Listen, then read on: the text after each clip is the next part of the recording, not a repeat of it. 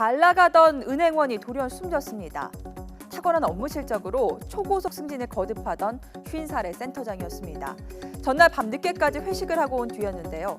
술을 많이 마신 다음 날 아침, 잠에서 깨어나지 못했습니다. 발령받은 지점마다 뛰어난 업무 능력을 자랑하던 이모 씨.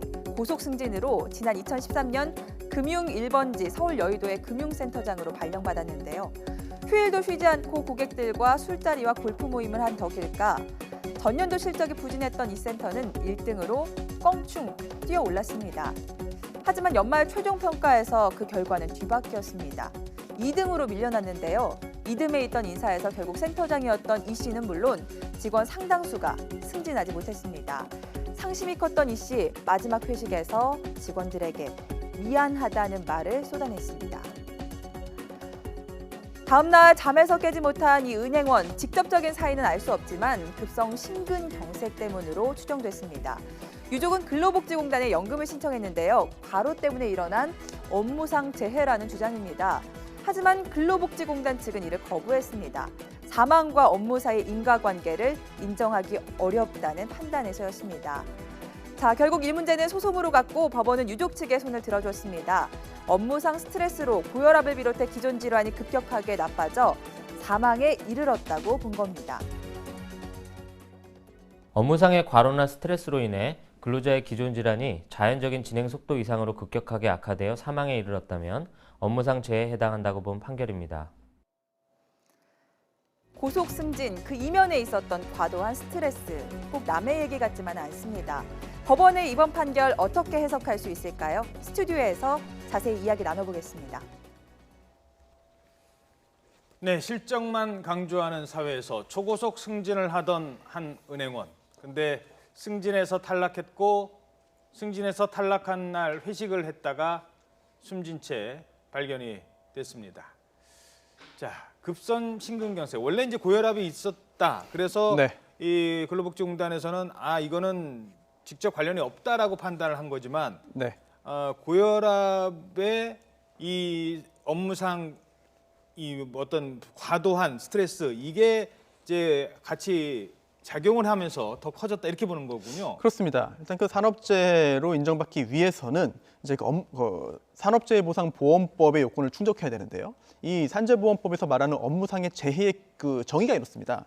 업무상의 사유에 따른 부상질병, 장애, 사망이거든요. 예. 또 업무상의 그런 그 사유가 있느냐 여부가 결국은 소송의 승패를 가르는 그런 기준이 되는데요. 이 사건 같은 경우에도 조금 전에 말씀하신 대로 기존에 질병이 있었습니다. 근데 그러한 질병이 있었는데 여기에 더해서 과도한 스트레스와 또 이제 그 실적에 대한 압박, 그리고 또 그날 회식 자리에서의 과음뿐만 아니라 그 전에도 장기간 동안 있었던 여러 가지 스트레스가 결합되어서 일단 그 기존 질병의 악화를 촉진했다. 또 그로 인해서 이번에 그 심근경색이 급하게 왔고 그로 인해 사망했기 때문에 인과관계가 인정된다라고 본 법원의 판결입니다. 이거를 이제 그 승소를 하려면 실적에 대한 스트레스가 정말 엄청났다. 이걸 좀 증명을 했어야 될 것 같은데 그런 것들이 좀 나왔습니까? 그렇습니다. 실제로 그런 여러 가지 그런 정황들이 또 인정이 됐기 때문에 법원에서 이제 그 승소 판결을 받을 수가 있었고요.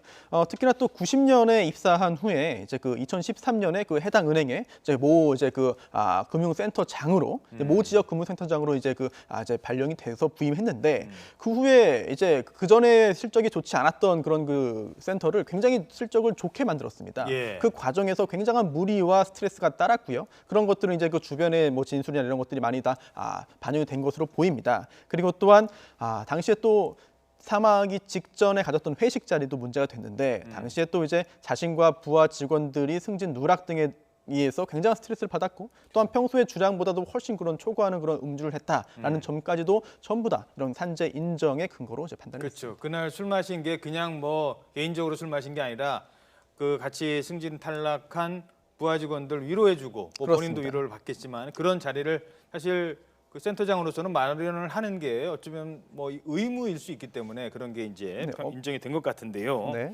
과거에는요 비슷한 그 사례가 있었습니다만 업무상 재해를 인정을 해주지 않은 그런 경우도 있었습니다. 화면 보면서 설명드리도록 하겠습니다. 신문사의 광고국장이 있었습니다. 2001년 간암으로 사망을 했는데 유족들은 접대성 술자리가 많았다. 그래서 숨진 거다라고 주장을 했습니다만 법원은 업무상 재해로 인정하지 않았습니다. 한 가지 사례를 더 볼까요? 자, 건설회사 현장 수장입니다. 역시 2001년 간암으로 숨졌습니다. 간암이라는 게 술 많이 마시고 뭐 이런 거 아니겠습니까? 잦은 회식과 과음으로 간질환 돼서 결국은 돌아가신 거다라고 이제 가족들이 주장을 했는데 역시 법원은 업무상 재해로 인정할 수 없다라고 밝혔습니다. 물론 구체적인 사안은 뭐 사안마다 조금 다르겠습니다만 어떤 경우는 되고 어떤 경우는 안 되는 그 기준은 어디 있을까요? 정말 지금 말씀하신 대로 구체적인 사정에 따라서 이제 결국은 완전히 승패가 갈라질 수 있기 때문에 네. 뭐 기준을 한 가지를 말씀드리기는 참 쉽지 않은 측면이 있습니다. 또한 근로자가 사망했다고 해서 전부 다 산업재해가 되는 건 아니거든요. 따라서 그 사망한 것이 정말 업무상의 원인에 의해서 인과관계가 인정되는 그런 사망인지 여부를 판단해야 되는데 추세적으로 볼 때 조금 전에 말씀해 주신 그런 사례들은 지금보다 약 15년쯤 전 사례들입니다. 예. 그러다 보니까 과거보다는 최근으로 오면서 점점 더 이런 이른바 돌연사라고 하죠. 이런 업무상 스트레스로 추정되는 그런 원인으로 인해서 사망한 경우에 업무상 재해 인정하는 그런 가능성이 조금 더 높아지고 있는 거 아니냐라는 분석은 있는데 예. 하지만 구체적인 부분은 이제 그 개별 사안마다 다르기 때문에요. 그 부분에 있어서는 하나의 기준을 말씀드리기는 좀 어려운 측면이 있습니다. 예. 자, 뭐 스스로 조심하시는 수밖에 없을 것 같습니다. 아니 또 이렇게 인정받으면 또 어떡합니까? 본인은 이미 숨졌는데, 그러니까 연말인데요. 회식 자리, 술자리, 특히 스트레스 가급적이면 좀 피해야 될 것 같습니다.